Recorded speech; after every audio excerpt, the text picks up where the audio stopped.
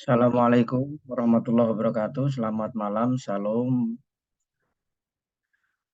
salam sejahtera untuk kita sekalian. Kita berjumpa kembali di mata kuliah perkembangan dan belajar motorik di program studi ilmu keolahragaan. Mudah-mudahan malam hari ini tetap diberikan kesehatan dan diberikan kekuatan oleh Yang Maha Kuasa. Teman-teman sekalian, adik-adik mahasiswa, perkuliahan kita langsung mulai. Jadi em, mata kuliah ini adalah perkembangan dan belajar motorik yang di dalamnya itu ada beberapa CPL atau capaian pembelajaran, kemudian ada materi pembelajaran untuk pokok-pokok bahasan, mulai dari bahan ajar 1 sampai dengan bahan ajar ke-12. Kemudian yang ingin saya sampaikan bahwa perkuliahan ini dilaksanakan sebanyak 16 kali tatap muka. Mulai dari pertemuan 1 hari ini kita akan membahas tentang konsep perkembangan individu pada manusia sampai dengan nanti pertemuan yang ke-16. Kemudian di pertemuan yang ke-8 itu adalah ujian tengah semester. Oh ya, saya sampaikan kepada teman-teman apabila ada pertanyaan atau terkait dengan perkuliahan ini dapat ditulis di kolom chat. Kemudian setelah pertemuan yang ke-15 yakni pertemuan 16 adalah evaluasi akhir semester yakni ujian akhir semester, dan di situ juga ada bobot berapa persentase setiap pertemuan ini. Dan saya perlu sampaikan bahwa presensi mata kuliah itu juga nanti sebagai pertimbangan untuk nilai mata kuliah ini. Adapun beberapa hal juga yang terkait dengan tugas dan penilaian, itu komponen-komponennya ada yakni tugas individu, kemudian ada ujian tengah semester, ujian akhir semester, dan lain sebagainya. Di sana juga tertera apa yang harus saudara lakukan untuk mendapatkan nilai apa. Jadi ketika saya menginginkan untuk mendapatkan nilai apa, maka di situ saudara bisa memahami dan mengerti. Hal akhir yang perlu saya sampaikan untuk perkuliahan adalah bahwa mahasiswa hanya diizinkan mengikuti ujian semester apabila volume presensi sekurang-kurangnya 75% dari perkuliahan yang diberikan oleh dosen. Saya pikir itu, kemudian langsung kita sambung dengan perkuliahan malam hari ini.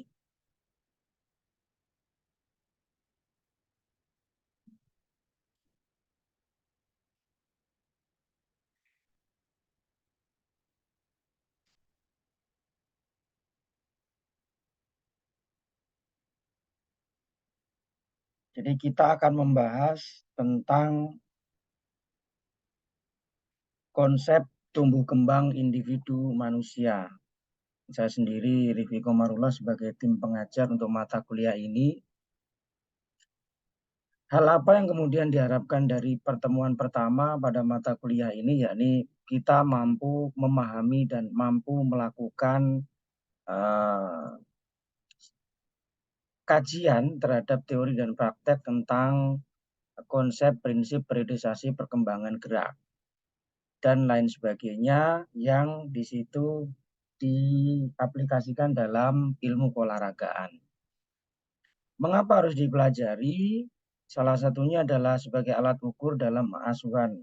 Ini saya ralat ya, ilmu keolahragaan, kemudian pendahuluan, salah satunya adalah nanti dari mata kuliah ini kita mampu belajar bagaimana tumbuh kembang, yakni sebagai sebuah proses yang berjalan secara simultan sebagai ciri khas dari seorang anak manusia. Pertanyaannya adalah sekarang apa itu pertumbuhan dan apa itu perkembangan. Nah, tumbuh kembang anak dalam hal ini adalah berkenaan dengan pertumbuhan ukuran organ tubuh. Sedangkan kembang atau perkembangan ini berkenaan dengan perubahan fungsi organ tubuh. Lebih jauh bahwa pertumbuhan ini berkaitan dengan masalah perubahan dalam besar, jumlah, ukuran organ individu, dan hal ini dapat diukur melalui ukuran berat, ukuran panjang, besar, lingkar kepala, dan semua hal ini memerlukan pemantauan yang tepat. Terkait dengan perkembangan, hal ini ditunjukkan dengan bertambahnya kemampuan atau skill dalam struktur dan fungsi tubuh yang lebih kompleks dalam pola yang teratur dan dapat diramalkan sebagai hasil dari proses pematangan. Peristiwa perkembangan ini biasanya berkaitan dengan masalah psikologi seperti kemampuan gerak kasar dan halus, intelektual, sosial, dan emosional. Sekarang kita berbicara definisi. Pertumbuhan merupakan bertambah jumlah dan besarnya sel di seluruh bagian tubuh yang secara kuantitatif dapat diukur. Perkembangan merupakan bertambah sempurnanya fungsi alat tubuh yang dapat dicapai melalui tumbuh, kematangan, dan belajar. Sehingga kemudian dapat didefinisikan kembali bahwa pertumbuhan dan perkembangan pada anak mulai dari pertumbuhan dan perkembangan fisik, intelektual maupun emosional. Ini adalah gambaran bagaimana perkembangan anak dari 0 sampai dengan 1 tahun sampai dengan 4 sampai dengan 5 tahun. Jadi bisa kita lihat secara sekilas tentu secara fisik itu berbeda karena ada pertumbuhan dan perkembangan. Ini adalah contoh bagaimana bayi melakukan pola gerak mulai dari usia tertentu sampai dengan usia yang lebih lanjut. Nah, sekarang faktor-faktor yang mempengaruhi dari pertumbuhan dan perkembangan. Salah satunya adalah faktor genetik. Yang pertama, yakni berbagai faktor bawaan yang normal dan patologik. Kemudian ada jenis kelamin, suku bangsa atau bangsa. Kemudian ada faktor lingkungan, ini salah satunya juga ada faktor pranatal, yang di dalamnya adalah gizi pada waktu ibu hamil, mekanis, toksin, endokrin, radiasi, infeksi, stres, maupun imunitas. Dan perlu saya informasikan lagi bahwa ketika ada pertanyaan atau sanggahan ataupun tanggapan dapat ditulis di kolom chat.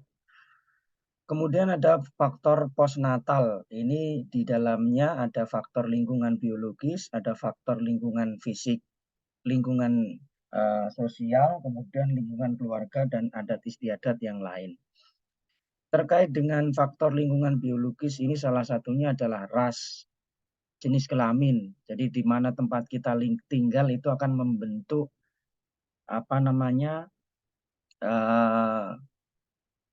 tumbuh kembang kita, karena di situ juga terkait dengan bagaimana pola asuh yang dilakukan oleh kedua orang tua.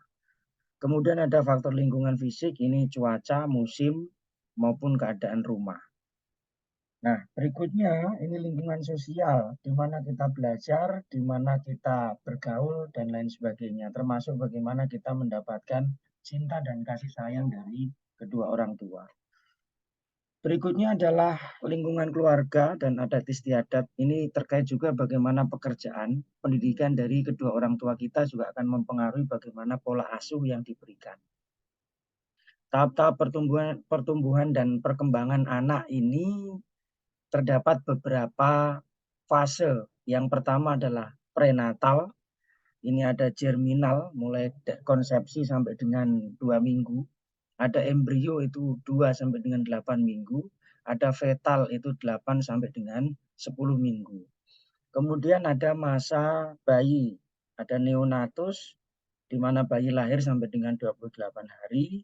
Ada bayi itu sendiri dari usia 1 sampai dengan 2 bulan. Oke, ini mahasiswa yang hadir semakin banyak. Jadi saya tidak akan bertele-tele. Saya mohon maaf karena speaker saya matikan supaya kita lebih fokus untuk belajar. Saya lanjutkan kembali.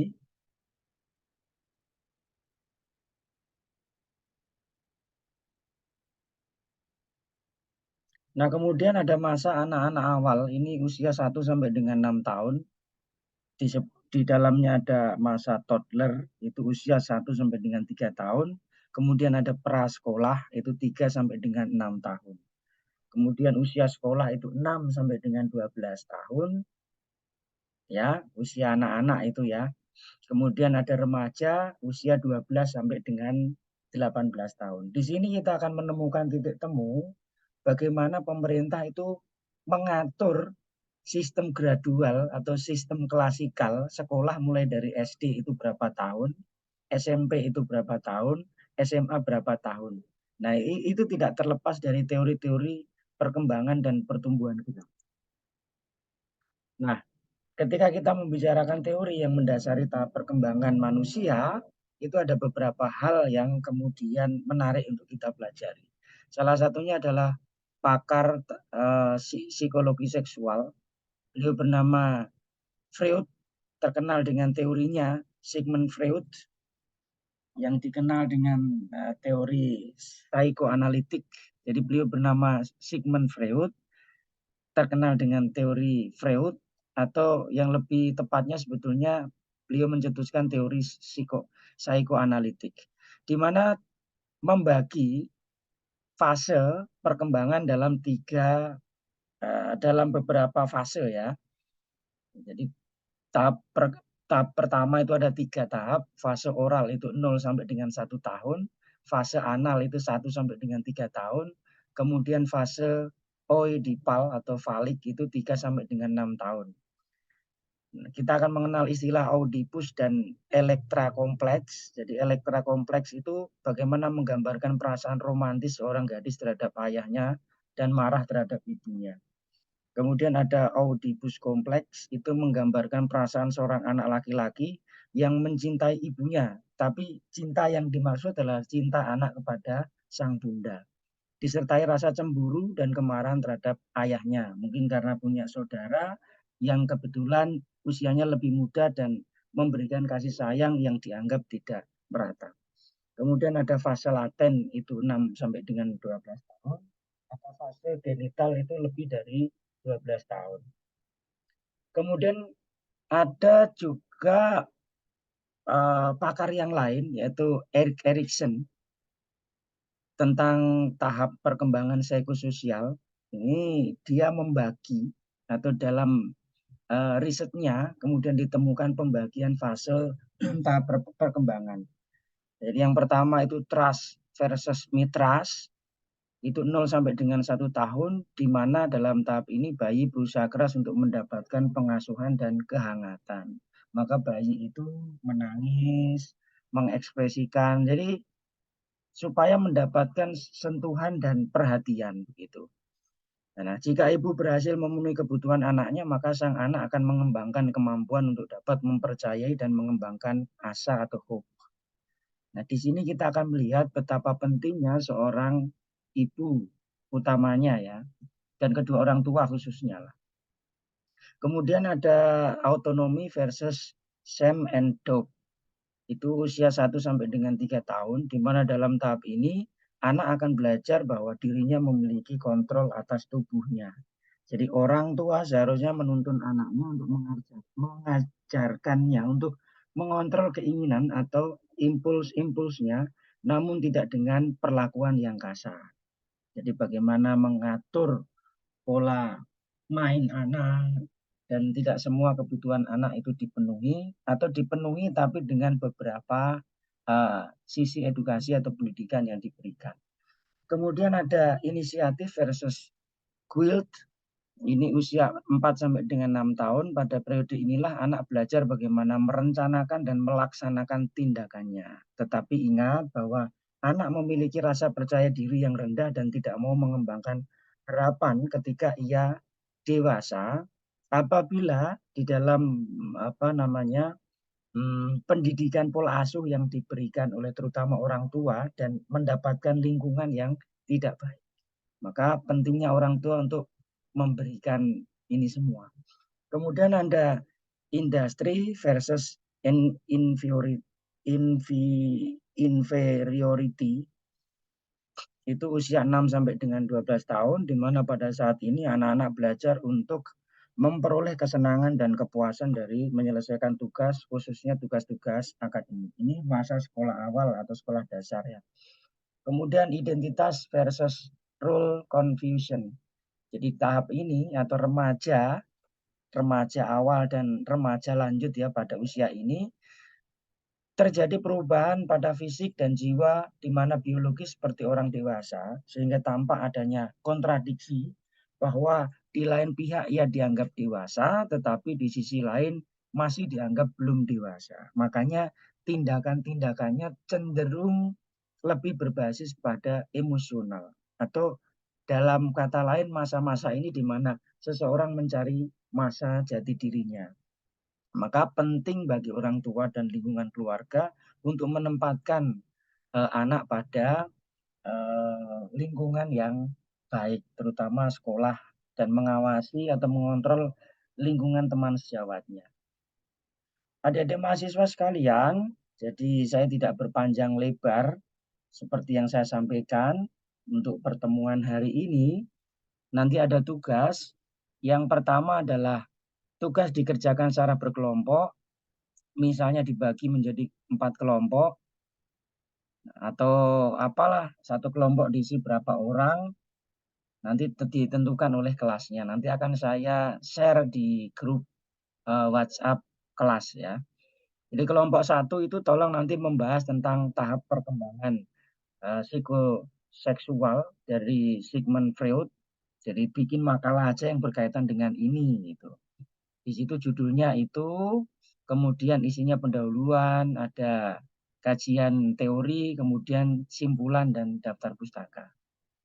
Kemudian kelompok 2 ini membicarakan tahap perkembangan psikososial dari Erik Erikson. Kemudian kelompok 3 nanti berkaitan tentang teori perkembangan kognitif dari Jean Piaget. Kemudian kelompok 4 ini membahas perkembangan psikomoral dari Kochberg. Nah, tugas dikumpulkan hari Rabu depan, dikirim ke email saya. Itu sudah tertera di situ. Nah, ini juga ada catatan ya. Kalau bisa dikembangkan oleh kita sendiri. Tetapi ya saya kembalikan ke ke adik-adik mahasiswa sekalian karena kan tentu sesuai dengan kondisi yang ada. Pertemuan malam hari ini saya pikir itu nanti akan saya share untuk materinya. Nah, untuk presensi kehadiran nanti bisa dijapri di di grup WhatsApp, ditulis malam hari ini yang ikut kuliah siapa dan kemudian untuk pertanyaan-pertanyaan yang ada nanti bisa diberikan di sana. Saya mengucapkan terima kasih untuk kehadiran teman-teman sekalian. Mudah-mudahan materi kita tidak panjang bisa memberikan manfaat. Dan selamat menjalankan aktivitas untuk esok hari bagi teman-teman muslim untuk menjalankan ibadah puasa. Sudah saya sampaikan ya, untuk presensi nanti di grup WhatsApp ditulis nama NIM. Itu saja sudah cukup. Saya pikir itu. Terima kasih untuk teman-teman sekalian. Wassalamualaikum warahmatullahi wabarakatuh. Salam, selamat malam, salam sejahtera untuk kita sekalian. Saya dan kita semua, saya mohon maaf untuk diakhiri. Saya tutup ruang Zoom-nya.